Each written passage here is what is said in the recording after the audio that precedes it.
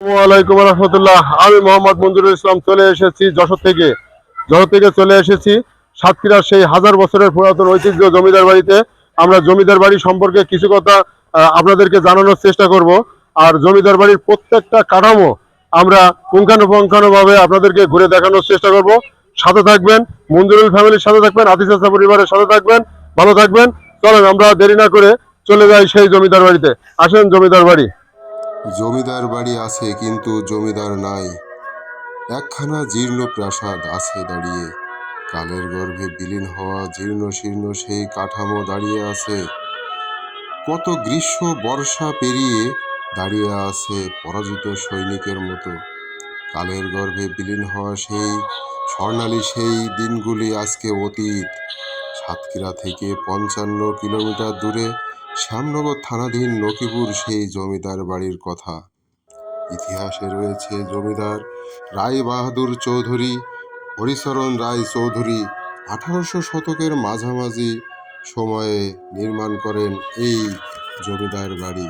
হরিচরণ বাবুর পিতা ছিলেন প্রিয়নাথ চৌধুরী, মাতা ছিলেন নিস্তারিণ দেবী, দাদা ছিলেন হরপ্রসাদ চৌধুরী। মুর্শিদাবাদ ভারত থেকে এপার পাড়ি জমিয়েছিলেন ১৮০০ শতকের মাঝামাঝি সময়ে। তিনি হলেন দানবীর, দীন দয়ালু, ধার্মিক, সমাজসেবী জমিদার। ইতিহাসে বলছে জমিদার বাড়ির ছাদে দাঁড়িয়ে যেদিকে চোখ যেত ততদূর তার জমি ছিল। হরিচরণ রায় বাহাদুর জমিদার জমি ছিল ২ লক্ষ একর। বিশাল খাজনা আদায় করতে বর্তমান ভারতের হিঙ্গলগঞ্জ ও শ্যামনগর ও কালীগঞ্জের ৬৭টি কাছারি স্থাপন করেছিলেন এই জমিদার হরিচরণ রায় চৌধুরী। তার ৬৭টি স্থাপনার নায়েব ছিল এই কাছারি। দিন রাত কর্মব্যস্ততার সময় পার করতেন এই কাছারির নায়েব। হরিচরণ রায় চৌধুরী বর্তমান ভারতের হিঙ্গলগঞ্জ, শ্যামনগর, কালীগঞ্জ তাহার আধিপত্য বিস্তার করেছিলেন। তার মাতা নিস্তারিণ দেবী প্রতি রাতে স্বপ্নের মধ্যে গুপ্তধনের সন্ধান পেতেন এবং জমিদারকে বললে সেই স্বপ্নর স্থানে যে সেই জমিদার তার মার স্বপ্নে প্রাপ্ত সম্পত্তি থেকে যে অর্থ উপার্জন করত, ব্রিটিশ সরকার সূর্যাস্ত আইনের কাছ থেকে নিলাম ওঠা জমি ক্রয় করতেন এবং এইভাবে তিনি হয়ে ওঠেন তৎকালীন সময়ের সেই বিখ্যাত জমিদার। জমিদার হরিচরণ রায় চৌধুরীর এই বিশাল বাড়িটি ছিল ৩ তলা বিশিষ্ট। এল আকৃতির এই ৩ তলা বিশিষ্ট বাড়িতে মোট ৪৩টি বিশাল আকৃতির বহুতল কক্ষ ছিল। এই কক্ষের ভিতরে বাগান বাড়ি সহ মোট ১২ বিঘা এলাকা জুড়ে ছিল তার বাড়ির আকৃতি। দুর্গম সুড়ঙ্গ কক্ষ, লতানো ঘাস, শিব মন্দির, দাতব্য চিকিৎসালয়, ঘোড়াশালা, ধানের গোলা ও ঠাকুরঘর, বিশ্রামাগার, অতিথিশালা সহ আরও অনেক অজানা অনেক স্থাপনা জমিদার বাড়িতে রয়েছে। জমিদার বাড়ির প্রবেশ মুখে দাঁড়িয়ে থাকত বিশাল সিংহদ্বার। সিংহদ্বারের সামনে প্রাসাদের সৌন্দর্য বহন করত শতাধিক পুরাতন সেই শান বাঁধানো পুকুর ঘাট। এই পুকুর থেকে তার জমিদারের স্ত্রী গোসল করে নহবতখানা থেকে তাহার স্ত্রীর কাপড় পোশাক পরিচ্ছদ পরিবর্তন করে যেত ধার্মিক কাজ করার জন্য। তার জমিদার বাড়ির ভিতরে প্রবেশ করতে পার করতে হতো ৪টি দ্বার। এই দ্বারে দাঁড়িয়ে থাকত নিরাপত্তা প্রহরী। প্রাসাদের দক্ষিণে ছিল সেই জোড়া শিব মন্দির। নিচতলায় বিভিন্ন অফিস ও দেবদেবীর পূজার ঘর। ২টি সিঁড়ি, মাঝের তলায় কুলদেবতার মন্দির ও অতিথিশালা ছিল। তাছাড়া মূল ভবনের নিচে থাকত কিছু গোপন কক্ষ। সেখানকার প্রজারা জমিদার বাড়ির সামনে দিয়ে পার হতে গেলে জুতা খুলে ছাতা বগল দাবায় করে পার হতে হতো। যদি এই জমিদার বাড়ির আইন অমান্য করত কোনো প্রজারা, তাহলে তার মৃত্যু অনিবার্য ছিল। জমিদারের প্রস্থান ঘটে 1915 সালের। পরে তাহার জায়গায় বসেন তাহার দুই ছেলে। প্রথম ছেলে সতীন্দ্রনাথ রায়চৌধুরী ও দ্বিতীয় ছেলে যতীন্দ্রনাথ রায়চৌধুরী। পিতার মতো তারাও রাজত্ব করেছিল সেই কিছুকাল। কালের ক্রমে 1937 ও 1949 সালে এই জমিদার দুইজন পরপারে পাড়ি জমিয়েছিলেন। 1950 সালের জমিদার প্রথা বিলুপ্ত হলে বাড়িঘর ত্যাগ করে পাড়ি জমায় ওপার ভারতে। শোনা যায় কলকাতার টালিগঞ্জে এই জমিদার রায় বাহাদুর চৌধুরীর বংশধররা বসবাস করছেন। এই যেইখানটি দেখা যাচ্ছে, এইখানে জমিদার রায় বাহাদুর চৌধুরীর বংশধররা পূজা অর্চনা করত। এই দুটি জোড়া শিব মন্দির এখানে অবস্থিত, দাঁড়িয়ে আছে কালের ক্রমে বিলীন হওয়ার অপেক্ষায়। এখনো পর্যন্ত এই শিব মন্দিরে পূজা অর্চনা হয় সব সময়। বর্তমান জমিদার রায় বাহাদুর হরিচরণ রায় চৌধুরী সেই পরিত্যক্ত ভবনটি আজ দাঁড়িয়ে আছে সময়ের গর্ভে বিলীন হওয়ার অপেক্ষায়। ছাদে পুরো লোহার পাত দিয়ে তৈরি ছাদটি আজও আছে। এই জোড়া শিব মন্দির দুইটি দাঁড়িয়ে আছে সেই অপেক্ষায় যে কখন এখানে পূজা অর্চনা হবে। সেই জমিদার বাড়ি আছে কিন্তু জমিদার নাই। জমিদার বাড়িতে ইটের প্রত্যেকটা পরতে পরতে জমে উঠেছে সেই বট বৃক্ষ এবং গুল্মলতা এবং বট বৃক্ষ দিয়ে এই জমিদার ভবনটি গ্রাস করে রেখেছে। জমিদার বাড়ির সেই সুঘ্রাণ আজও এখানে ভেসে বেড়ায়, সেই রাজত্ব আজও এখানে ভেসে বেড়ায়। আগে যেখানে কোলাহল থাকতো, আজ সেখানে নীরবতা ও নিস্তব্ধতা। বাড়িটিকে ছেয়ে রেখেছে বটবৃক্ষ আর গুল্মলতা, চারিদিকে শুধু গুল্মলতা আর গুল্মলতা। এই বাড়িটিকে পুরো ঘিরে রেখেছে বটবৃক্ষ।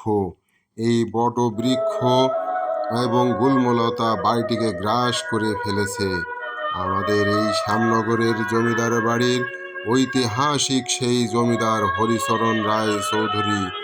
হরিচরণ রায় চৌধুরীর মাতা স্বপ্নে দেখতেন, জমিদার হরিচরণ রায় চৌধুরীর মাতা যখন স্বপ্নে দেখতেন, তখন সেই জমিদার সেই স্বপ্নে দেখা স্থানে গিয়ে তাহার স্বপ্নে প্রাপ্ত ধন সম্পত্তি উত্তোলন করতেন এবং এই জমিদার সেই টাকা দিয়ে সেই পাকিস্তান পিরিয়ডে সূর্যাস্ত আইনের আওতায় জমি ক্রয় করতেন। নিলামের জমি ক্রয় করতে করতে এমন স্বপ্ন দেখতেন ওনার মাথা যে সে সম্পদ আর রাখা জায়গা পেত না। তখন জমিদার হরিচরণ রায় চৌধুরী তার মাতাকে বলতেন যে, মাতা, তুমি আর রাত জেগো না, তুমি রাত্রে আর ঘুমায়ও না, কারণ তোমার এই রাত ঘুমাইলে তুমি স্বপ্ন দেখো এত সম্পদ আমরা কি করব। তখন তার মাতা কষ্টে ভরত যে এইটি আমাদের আল্লাহ পাক দিয়েছে, আমাদের আল্লাহ পাক দিয়েছে, আমরা স্বপ্ন দেখা আমাদের ইচ্ছা নাই, স্বপ্নে আমরা দেখি না। আল্লাহ পাক এই স্বপ্নে দেখানোর পরে আমরা এই সম্পদের মালিক হয়েছি। তখন এর মাতাকে বলতো, মাতা, তুমি আর ঘুমায়ও না, তুমি আর ঘুমায়ও না, আমাদের এত সম্পদ আর লাগবে না, কি করব। তখন থেকে এই সম্পদ আস্তে আস্তে বৃদ্ধি হতেই থাকে জমিদার হরিচরণ রায় চৌধুরীর মাতার কারণে। পরবর্তীতে যখন 1950 সালে এই জমিদার প্রথা বিলুপ্ত হয়ে যায়, তখন এই জমিদারের বংশধররা সুদূর ভারতে পাড়ি জমান। কলকাতায় পাড়ি জমিয়ে ওখানে তাদের বংশ উদ্ভূতরা এখনো পর্যন্ত বসবাস করতেছে। এই যে জমিদার বাড়ির যত সম্পত্তি তাহারা কাউকে লিখে দিয়ে যান নাই, এখনো পর্যন্ত জমিদারদের নামেই রয়েছে। শুধু দখল করে বিভিন্ন স্থানের লোকজন এসে এখানে জমিদার বাড়ি সহ আশেপাশে স্থানে বসবাস করতেছে। এই সেই জমিদার বাড়ি একটু দেখানোর চেষ্টা করতেছি পুরোটাই। এই জমিদার হরিচরণ রায় চৌধুরীর দেখেন কি বিশাল আকৃতির সৌন্দর্যে ঘেরা সেই কাঠামোটি এখনো দাঁড়িয়ে আছে, কালের গর্ভে বিলীন হওয়ার অপেক্ষায়। এই সেই জমিদার বাড়ির ইট ইট চুন সুরকি দিয়ে গাঁথা। যেই চুন সুরকি দিয়ে গাঁথা এই জমিদার বাড়িটি। তৎকালীন সময়ে সিমেন্টের ব্যবহার ছিল না, বালির ব্যবহার ছিল না। তখনকার সময়কার লোকজন এই চুন সুরকি দিয়ে এই বিল্ডিং তৈরি করত এবং এই জমিদার বাড়ির প্রাসাদটি সৌন্দর্যে ঘেরা ছিল, এত সৌন্দর্যে ঘেরা ছিল যা কল্পনাও করা যেত না।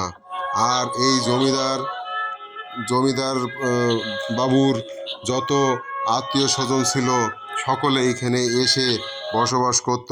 আর এই প্রজারা জমিদার বাড়িতে এসে এখানে খাওয়া দাওয়া থেকে শুরু করে যত কাজকাম ছিল তত সকল কাজকাম সমাধান করত।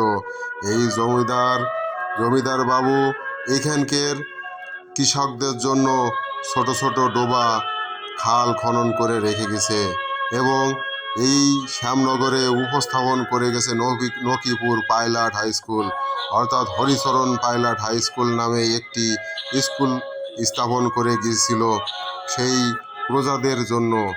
আজও সেই স্কুল এখানে দাঁড়িয়ে আছে। আর এখানে এই যে জমিদার বাড়ির কাঠামোগুলো একটু দেখানোর চেষ্টা করছি, দেখেন এখানে জমিদার বাড়ির বট বৃক্ষে ছেয়ে আছে, গ্রাস করে রেখেছে এই বট বৃক্ষগুলো যা জমিদার বাড়িকে কুড়ে কুড়ে খাচ্ছে। কিন্তু জমিদার বাড়িটি আজও কিচ্ছু বলতে পারছে না। তবে এই হচ্ছে আরেকটি সিঁড়িঘর। এই সিঁড়িঘরের নিচেই গুপ্ত কক্ষ ছিল কয়েকটি। কেউ বলতে পারে না এই গুপ্ত কক্ষটি কারা কিভাবে ব্যবহার করত, কি কাজে ব্যবহার করত। তবে লোকমুখে শোনা যায় এই জমিদার বাড়ির গুপ্ত কক্ষগুলো স্থানীয় যারা প্রজা ছিল প্রজাদের বিচার করে এখানে রেখে নির্মমভাবে মৃত্যুবরণ করাইতো। তখনকার এই জমিদার প্রথার আইন ছিল অতি কঠোর এবং অতি কঠোর আইন। এই যে জমিদার বাড়িটি দেখতেছেন তৃতীয় তলা বিশিষ্ট, তৃতীয় তলার এই মাঝখানে যে তলাটি দেখতেছেন এইটা দ্বিতীয় তলা আর উপরে তৃতীয় তলা। আর একটি তলা নিচে মাটির গর্ভে বিলীন হয়ে গেছে, মাটির নিচে চাপা পড়ে গেছে। স্থানীয় লোক মুখে শোনা যায় এই জমিদার বাড়ির নিচতলা একতলা ভবনটি মাটির নিচে ডুবে রয়েছে। আর এই যে উপরে যে কক্ষগুলো রয়েছে এইগুলো মূলত দ্বিতীয় তলা। এই দ্বিতীয় তলায় ছিল শিব মন্দির সহ বিভিন্ন রকম মন্দির এবং এখানে ছিল জলসাখানা, নৃত্যখানা। এখানে জমিদার যখন মনে করত যে আমার এই প্রজারা এখানে একটু আনন্দ করবে তখন প্রজাদের নিয়ে নৃত্য পরিবেশন করাইতো নর্তকী দ্বারা। এই জমিদার বাড়ির এই ভবনটির নিচে যেখানে দেখা যাচ্ছে এখানে একটি মহিলা বসবাস করে জীর্ণ শীর্ণ অবস্থায়। অনেক কষ্ট করে কখন যে এই বিল্ডিং ভেঙে পড়ে তা বলার অপেক্ষা রাখে না। তবুও এই মহিলাটি এখানে বসবাস করে এই বিল্ডিংয়ের নিচেই।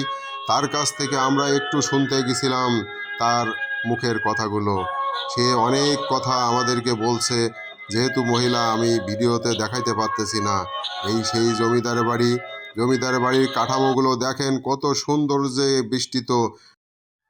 আসসালামু আলাইকুম। আমরা শেষ মুহূর্তে চলে আসছি। আমরা সাতক্ষীরা জমিদার বাড়ি, সাতক্ষীরা শ্যামনগরে অবস্থিত সেই ঐতিহাসিক জমিদার বাড়ি, 1000 বছর পুরাতন জমিদার বাড়ি সম্পর্কে অনেক অজানা তথ্য আপনাদেরকে দেখানোর চেষ্টা করছি এবং কতটুকু সফল হয়েছি দেখানোর জন্য আসলে আপনারাই কমেন্টে জানাবেন। আর আমরা প্রত্যেকটা কাঠামো আমরা ঘুরাই আপনাদেরকে দেখানোর চেষ্টা করছি। এটা কেমন হলো আপনারা সাথে থাকবেন, আমাদের আতিসাসা পরিবারের সাথে থাকবেন।